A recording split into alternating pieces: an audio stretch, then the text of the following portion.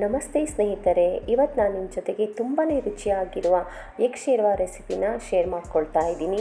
ಈ ಎಗ್ ಶೇರ್ವಾನ ನೀವು ಚಪಾತಿ, ರೊಟ್ಟಿ, ರೈಸ್, ಮುದ್ದೆ, ದೋಸೆ, ಇಡ್ಲಿ ಎಲ್ಲದರ ಜೊತೆಗೂ ಸವಿಬೋದು. ತುಂಬಾ ಸುಲಭವಾಗಿದೆ ಮಾಡೋದು.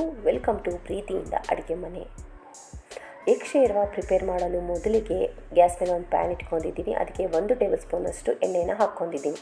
ಎಣ್ಣೆ ಸ್ವಲ್ಪ ಬಿಸಿ ಆದಮೇಲೆ ಅದಕ್ಕೆ ಒಂದು ಸ್ವಲ್ಪ ಚಕ್ಕೆ ಹಾಕ್ಕೊಳ್ತಾ ಇದ್ದೀನಿ, ಒಂದು ಚಕ್ಕರ್ ಮಗು ಹಾಕ್ಕೊಳ್ತಾ ಇದ್ದೀನಿ, 3 ಏಲಕ್ಕಿ ಹಾಕ್ಕೊಳ್ತಾ ಇದ್ದೀನಿ, 5ರಿಂದ 6 ಲವಂಗ ಹಾಕ್ಕೊಳ್ತಾ ಇದ್ದೀನಿ. ಇದನ್ನು ಎಣ್ಣೆಯಲ್ಲಿ ಸ್ವಲ್ಪ ಬಾಡಿಸ್ಕೊಳ್ಬೇಕಾಗುತ್ತೆ ಈ ರೀತಿ. ನಂತರ ಇದಕ್ಕೆ ನಾನು 2 ಬೆಳ್ಳುಳ್ಳಿ ಸಿಪ್ಪೆ ಸುಲ್ಬಿಟ್ಟು ಹಾಕ್ಕೊಳ್ತಾ ಇದ್ದೀನಿ, 1 ಇಂಚಷ್ಟು ಶುಂಠಿ ಸಿಪ್ಪೆ ಸುಲ್ಬಿಟ್ಟು ಕಟ್ ಮಾಡಿಬಿಟ್ಟು ಹಾಕ್ಕೊಳ್ತಾ ಇದ್ದೀನಿ. ಇದನ್ನು ಸಹ ಸ್ವಲ್ಪ ಎಣ್ಣೆಯಲ್ಲಿ ಫ್ರೈ ಮಾಡ್ಕೊಳ್ಬೇಕಾಗುತ್ತೆ. ನಂತರ 1 ಮೀಡಿಯಮ್ ಸೈಜ್ನ ಈರುಳ್ಳಿ ಕಟ್ ಮಾಡಿಬಿಟ್ಟು ಇದನ್ನು ಸಹ ಎಣ್ಣೆಯಲ್ಲಿ ಸ್ವಲ್ಪ ಹೊತ್ತು ಫ್ರೈ ಮಾಡ್ಕೊಳ್ಬೇಕಾಗುತ್ತೆ.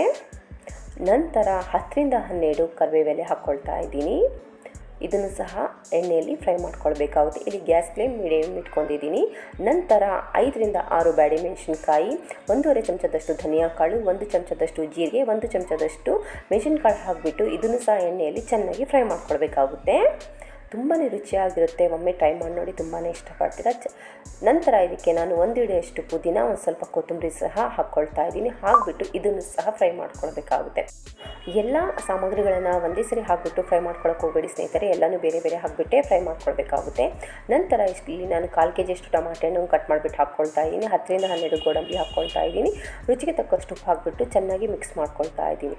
ಚೆನ್ನಾಗಿ ಮಿಕ್ಸ್ ಮಾಡ್ಕೊಂಡು ಆದಮೇಲೆ ಟೊಮಾಟೊ ಹಣ್ಣು ಸಾಫ್ಟ್ ಆಗುವವರೆಗೂ ಇದನ್ನು ಮೀಡಿಯಮ್ ಫ್ಲೇಮಲ್ಲಿ ಲಿಡ್ ಕ್ಲೋಸ್ ಮಾಡಿಬಿಟ್ಟು ಬೇಯಿಸ್ಕೊಳ್ಬೇಕಾಗುತ್ತೆ. 4ರಿಂದ 5 ನಿಮಿಷ ಬಿಟ್ಬಿಟ್ಟು ಲಿಡ್ ಓಪನ್ ಮಾಡ್ಕೊಳ್ತಾ ಇದ್ದೀನಿ. ನೋಡ್ತಿರ್ಬೋದು ಟೊಮಾಟೆನೆಲ್ಲ ಚೆನ್ನಾಗಿ ಮ್ಯಾಶ್ ಆಗ್ತಾ ಇದೆ, ಟೊಮಾಟೆನೆಲ್ಲ ಚೆನ್ನಾಗಿ ಬೆಂದಿದೆ. ಇದಕ್ಕೆ ಈಗ ಅರ್ಧ ಚಮಚದಷ್ಟು ಅಷ್ಟು ಪುಡಿ ಹಾಕ್ಕೊಳ್ತಾ ಇದ್ದೀನಿ, 1 ಚಮಚದಷ್ಟು ಕಾಶ್ಮೀರಿ ರೆಡ್ ಚಿಲ್ಲಿ ಪೌಡರ್ ಹಾಕ್ಕೊಳ್ತಾ ಇದ್ದೀನಿ. ಇದ್ರೆ ಹಾಕ್ಕೊಳ್ಳಿ, ಇಲ್ಲ ಅಂತೇಳಿ ಸ್ಕಿಪ್ ಕೂಡ ಮಾಡ್ಕೊಳ್ಬೋದು. ಅಥವಾ ನೀವು ಬ್ಯಾಡಿಗೆ ಮೆಣಸಿನ ಪೌಡ್ರ್ ಇರ್ತಲ್ಲ ಅದನ್ನು ಸಹ ಹಾಕ್ಕೊಳ್ಬೋದು. ಹಾಕಿಬಿಟ್ಟು 1 ನಿಮಿಷ ಚೆನ್ನಾಗಿ ಮಿಕ್ಸ್ ಮಾಡ್ಕೊಂಬಿಡಿ. ಮಿಕ್ಸ್ ಮಾಡ್ಕೊಂಡಾದ್ಮೇಲೆ ಗ್ಯಾಸ್ ಆಫ್ ಮಾಡ್ಕೊಂಬಿಟ್ಟು ಇದನ್ನು ಪೂರ್ತಿ ತಣ್ಣಗಾಗಲು ಬಿಡಬೇಕಾಗುತ್ತೆ. ಪೂರ್ತಿ ತಣ್ಣಗಾದ್ಮೇಲೆ ಇದನ್ನು ಮಿಕ್ಸಿ ಜಾರಲ್ಲಿ ಹಾಕ್ಕೊಳ್ತಾ ಇದ್ದೀನಿ. ಇದಕ್ಕೆ ನೀವು 2ರಿಂದ 3 ಟೇಬಲ್ ಸ್ಪೂನು ನೀರು ಹಾಕಿಬಿಟ್ಟು ನುಣ್ಣಗೆ ರುಬ್ಕೊಳ್ಬೋದು. ನೋಡಿ, ಈ ರೀತಿ ನಾನು ನುಣ್ಣಗೆ ರುಬ್ಕೊಂಡಿದ್ದೀನಿ. ಇದನ್ನು ಈಗ ಪಕ್ಕದಲ್ಲಿ ಎತ್ತಿಟ್ಕೊಂಬಿಡಿ. ನೆಕ್ಸ್ಟ್ ಗ್ಯಾಸ್ ಮೇಲೆ ಒಂದು ಅಗಲವಾದ ಪಾತ್ರೆ ಇಟ್ಕೊಂಡಿದ್ದೀನಿ. ಅದಕ್ಕೆ 2 ಟೇಬಲ್ ಸ್ಪೂನಷ್ಟು ಎಣ್ಣೆನ ಹಾಕ್ಕೊಳ್ತಾ ಇದ್ದೀನಿ. ಎಣ್ಣೆ ಸ್ವಲ್ಪ ಬಿಸಿ ಆದಮೇಲೆ 1 ಮೀಡಿಯಮ್ ಸೈಜ್ನ ಈರುಳ್ಳಿ ಹಾಕ್ಕೊಳ್ತಾ ಇದ್ದೀನಿ. ನಂತರ 10ರಿಂದ 12 ಕರಿಬೇವು ಹಾಕ್ಕೊಳ್ತಾ ಇದ್ದೀನಿ. ಚೆನ್ನಾಗಿ ನಾವು ಇದನ್ನು ಫ್ರೈ ಮಾಡ್ಕೊಳ್ಬೇಕಾಗುತ್ತೆ.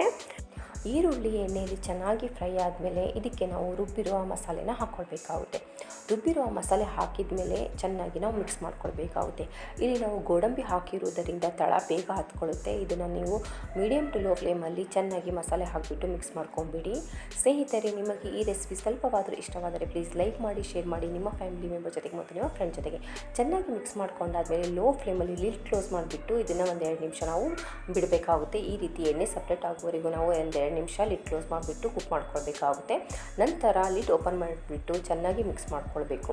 ಚೆನ್ನಾಗಿ ಮಿಕ್ಸ್ ಮಾಡ್ಕೊಂಡಾದ್ಮೇಲೆ ಇದಕ್ಕೆ ನೀವು ನೀರು ಹಾಕ್ಕೊಳ್ಬೇಕಾಗುತ್ತೆ. ಇಲ್ಲಿ ನಾನು ಮಿಕ್ಸಿಯಲ್ಲೇ ಸ್ವಲ್ಪ ನೀರು ಹಾಕಿಬಿಟ್ಟು ಅದನ್ನು ಸಹ ತೊಳೆದ್ಬಿಟ್ಟು ಹಾಕ್ಕೊಳ್ತಾ ಇದ್ದೀನಿ.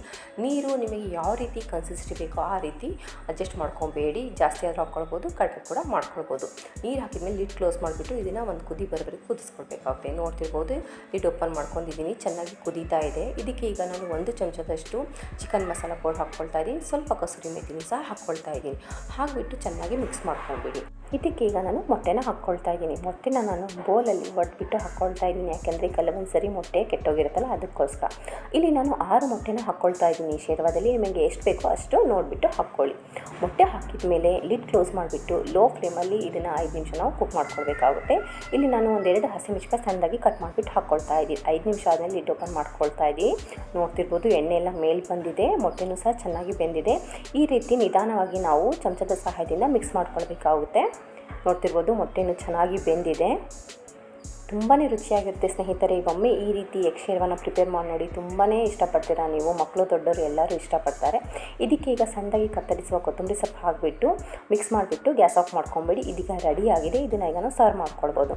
ರೆಡಿಯಾಗಿದೆ ಬಿಸಿ ಬಿಸಿ ಆಗಿರುವ ಎಗ್ ಶೇರ್ವಾ. ಇದನ್ನು ನೀವು ಚಪಾತಿ, ರೈಸ್, ಇಡ್ಲಿ, ದೋಸೆ, ಮುದ್ದೆ, ರೊಟ್ಟಿ ಎಲ್ಲದಕ್ಕೂ ಜೊತೆಗೆ ಸವಿಬೋದು. ತುಂಬಾ ರುಚಿಯಾಗಿರುತ್ತೆ. ಒಮ್ಮೆ ಟ್ರೈ ಮಾಡಿ ನೋಡಿ, ಹೇಗೆ ಬಂದಿದೆ ಅಂತ ಹೇಳ್ಬಿಟ್ಟು ಕಾಮೆಂಟ್ ಹೇಳಿ. ನಿಮಗೆ ಈ ರೆಸಿಪಿ ಸ್ವಲ್ಪವಾದರೂ ಇಷ್ಟವಾದರೆ ಪ್ಲೀಸ್ ಲೈಕ್ ಮಾಡಿ, ಶೇರ್ ಮಾಡಿ ನಿಮ್ಮ ಫ್ಯಾಮಿಲಿ ಮೆಂಬರ್ ಜೊತೆಗೆ ಮತ್ತು ನಿಮ್ಮ ಫ್ರೆಂಡ್ ಜೊತೆಗೆ.